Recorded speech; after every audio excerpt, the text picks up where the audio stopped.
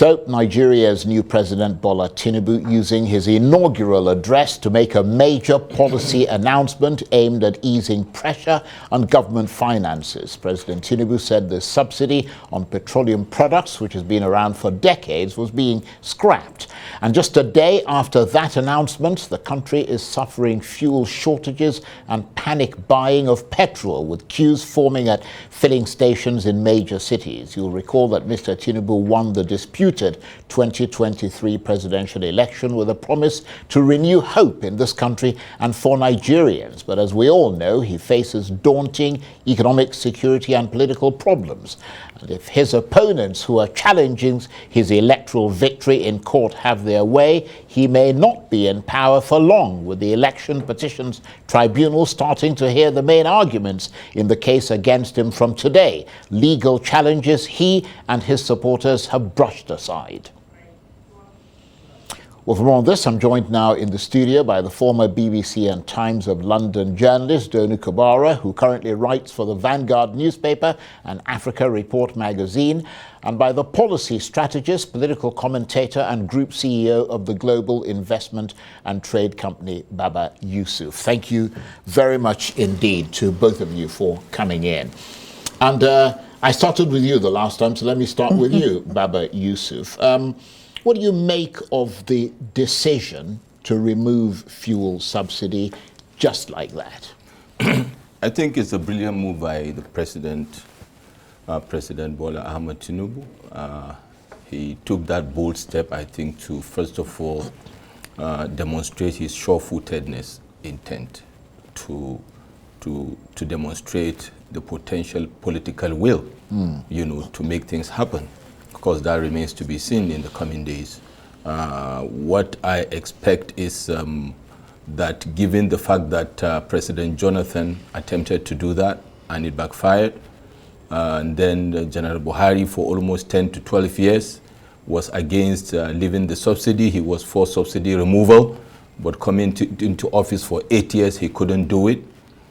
Presupposes that there may be a more latent reason why it is an uphill task. What I reckon is that the outcomes of the transition committee reports or the handover notes may not really truly guide President in taking the decision. I think it's a question now of how and when to go about it. And I think what will be critical for him is the situation analysis that will come out from his own team, from what I call the reality book that he will open moving forward. I think, Donu, the bottom line is that people fear crippling price rises when this subsidy ends. And the perception is that it has ended now. And so you're going to have a knock-on effect. Absolutely. I mean, I spoke to a petroleum industry expert this morning, and he was quite dismissive. But I agree. I think the general response has been positive. He was dismissive about the palliative thing. I asked him, what about this $800 million we're supposed to be getting from the World Bank? He brushed that aside. He said it was completely insignificant. It just wouldn't. Well, it sounds like it wouldn't be. I mean, I don't know what you make of it, but I mean, because you're in this sort of, to be honest, economy investment business. Yeah, when we heard about the $800 million palliative, first of all, the word palliative is a drop in the bucket when you consider the catalytic impact of withdrawal of subsidy. There will be a domino effect on the socio-economic well-being of the country. It's going to be like an earthquake in our economy. So what I expect is beyond palliatives, what are the shock absorbers for Nigerians? Nigerians have been suffering the vagaries of economic downturn for the past at least 8 years. The last one is the Naira redesign. And it will, with all the shockers we are going to see, the numbers are not looking good. Looking at the rear view and also the projections are not looking good. So much as we want to take the bitter pill, it is very important for the president to consider the multidimensional projections and impact. One of the critical issues that the president needs to look at right now is the issue of policy coherence. Where you withdraw subsidy, what about other policies that need to come in play, to help provide succor? I want to hear the quick wins and the low-hanging fruits for the citizenry of this country.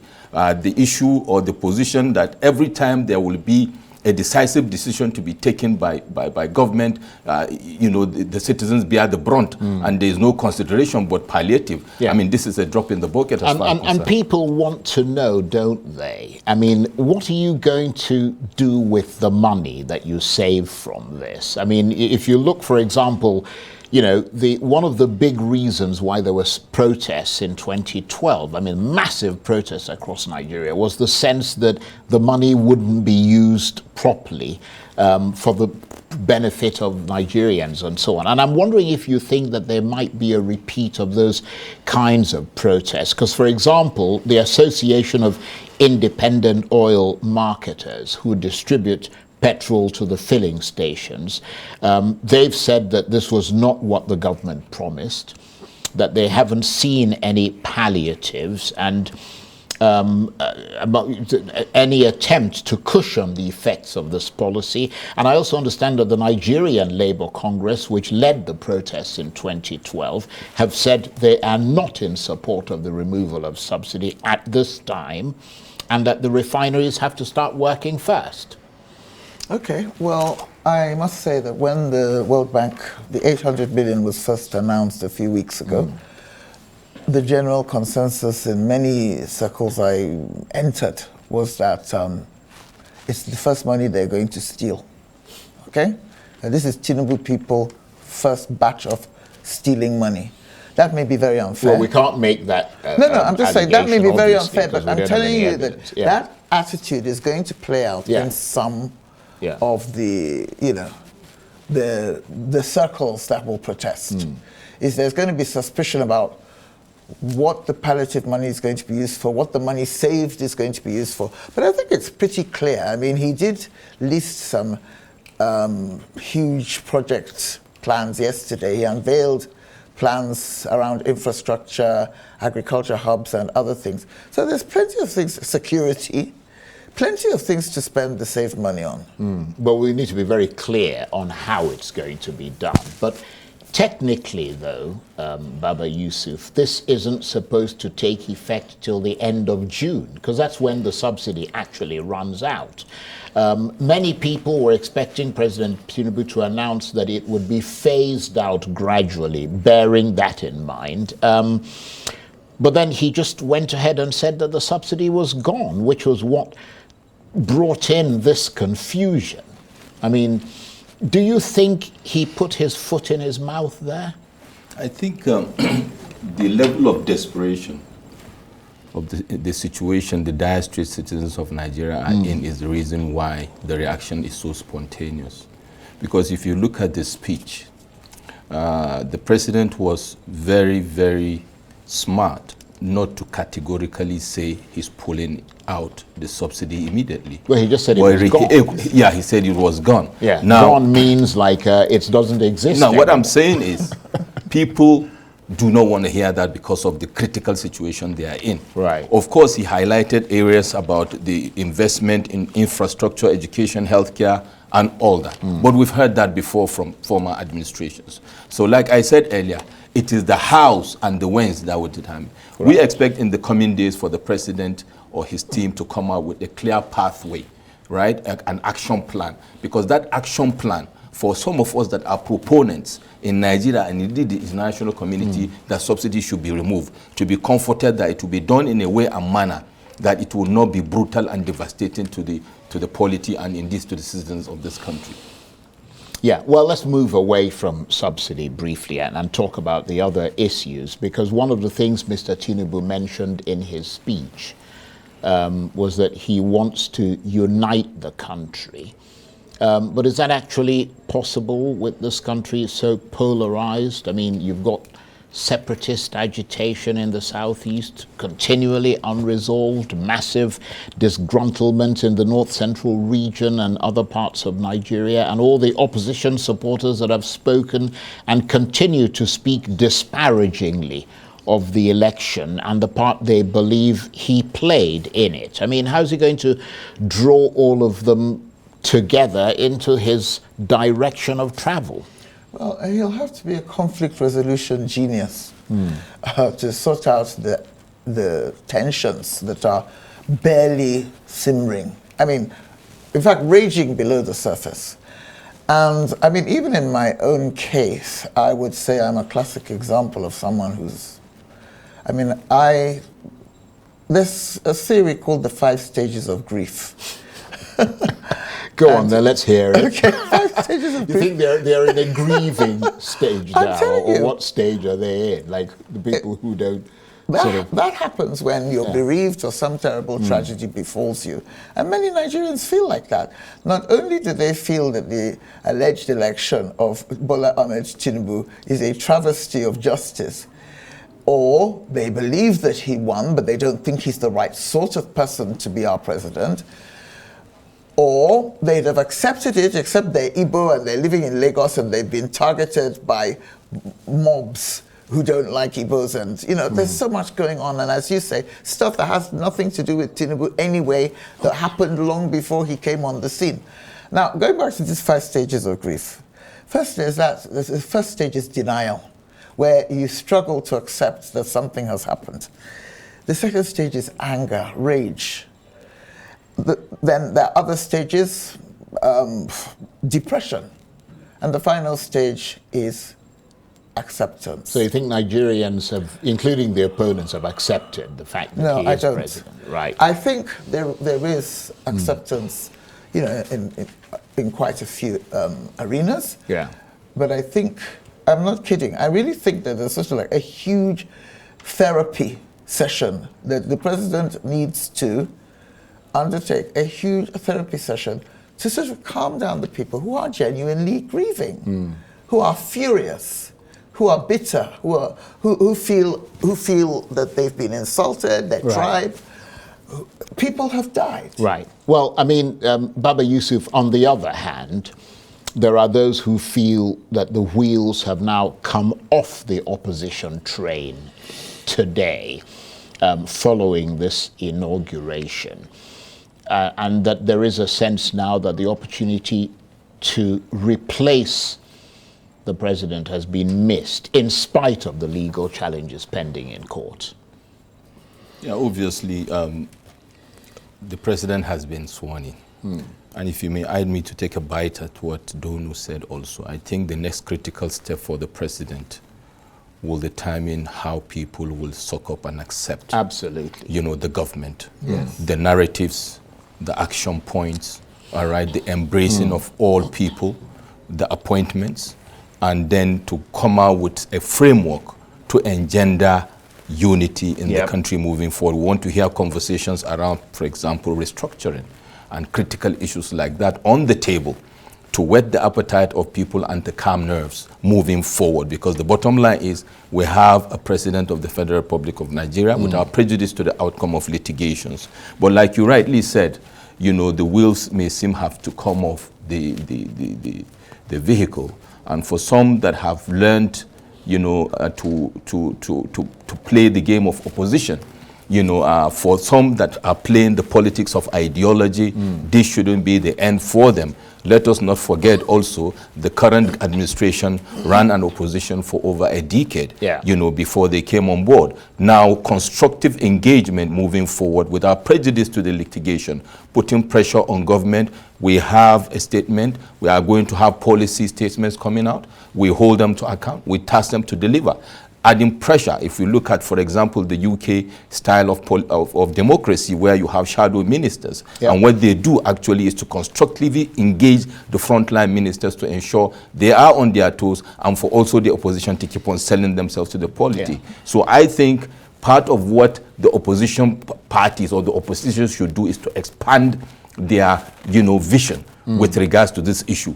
To stay glued to the issue of election and whatnot, I don't think will be something that will take them that far, give them the thrust. Right. But the ideology is, however the outcome of litigation, this is our ideology. This is what we believe in, because to fight for power is not for the short term. Right. And you wanted to come in there, Donu. Yeah, I wanted to say that notwithstanding my own struggle to accept the election result, I mean, as Nigerians would say, perhaps it's bad belle or sour grapes, but I don't think so. I think I have a perfectly rational reason for being skeptical and a little bit, subliminally hostile.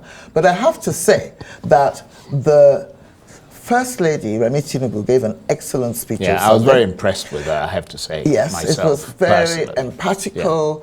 Yeah. I would say she won a lot of fans to the First Family. She certainly won me over. She question won a about lot of that. people Yeah. over. And the president's own speech yesterday was inclusive, empathical. It was impressive. Yes, I mean, if only they would stick to what they say they will do. If he does That's the even challenge, isn't it? half of what he says he would do, on both in terms of the psychological healing that we need, and of course the practical activities that will bring this nation to the next level, then he'll do a great job. And frankly, whatever somebody's past is, everybody's entitled to a second chance. I mean, I'm a Catholic, and Saul on the way to Damascus had a blinding revelation and turned out to be one of the top men in the Christian faith. So, who says that Tinubu's not capable of pulling off a thing like that? So it's just that, will they do it? Yeah, that's the question. But of course, you made the point that, I mean, a good way to start is if Mr. Tinubu comes in and isn't nepotistic, appoints people based on merit and carries every part of this country along in those appointments. I mean, you think that is likely to win him considerable plaudits? Absolutely. Charles, you see... And maybe dissipate a lot of the ethnic tension in this country at the moment. The thing is, we should look at where we are coming from. Many years ago, this polarization issue was just, an undercurrent somewhere. Yeah. The level of desperation, the level of frustration, and the disappointment by the political class brought us to where we are today. To be honest, largely, the citizens of Nigeria, all they want is to see good governance, is to see transparency in governance, is to see accountability in governance. That is what they want to see. And if in the next couple of days, probably in the next 100 days, we see demonstrable, tangible milestones achieved in terms of engendering that unity, in terms of calling people together to understand that this time around, this is how we want to, and how best to do that? By action. Like I said, even if you roll out an action plan before the policy, people will have something to look towards and to say, hey, he said in the next 100 days this is going to happen. Let's wait and see. Again, without prejudice to the litigation, the ongoing litigation. So the citizens of Nigeria are the most simple, and their expectations are so minimal. I mean, about 60 years after independence, people go and clap for you for building roads and bridges. People hail you for providing pipe-borne water. What more do you want, from a people like this than to deliver dividends of democracy? I still hope Peter Obi wins his election tribunal case. And I have a lot of sympathy for Atiku as well, because I think they were treated very unfairly. But, that's just my opinion. I don't like the Nigerian habit of sweeping inconvenience people under the carpet the minute somebody emerges victorious. We have a tendency to sycophantically move towards the winner, right? I want the opposition's concerns to be remembered. But, even the president said that yesterday. He accepted their... Well, he said he would reach across, he was extending his hand across the divide. He also acknowledged their rights to seek legal redress. The question is, are you going to allow them to seek legal redress fairly, or are you going to interfere in the process? These are the issues that,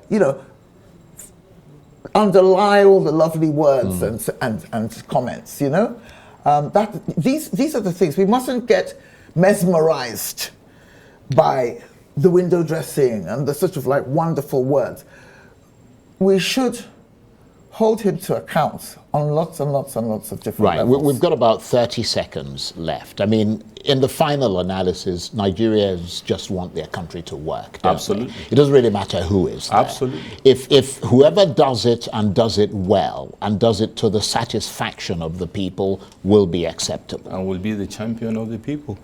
On that note, I want to thank both of you very much indeed. Donu Kogbara is a former BBC and Times of London journalist, clearly quite intrepid, who currently writes for the Vanguard newspaper and Africa Report magazine, I should say, welcomingly intrepid, and also the policy strategist, political commentator, and group CEO of the global investment and trade company, Baba Yusuf. Thank you very much indeed. Thank you for having me. That's it for this edition of Arise Prime Time. Join us again tomorrow. From me and the entire team here in Abuja, bye-bye, and thank you for watching.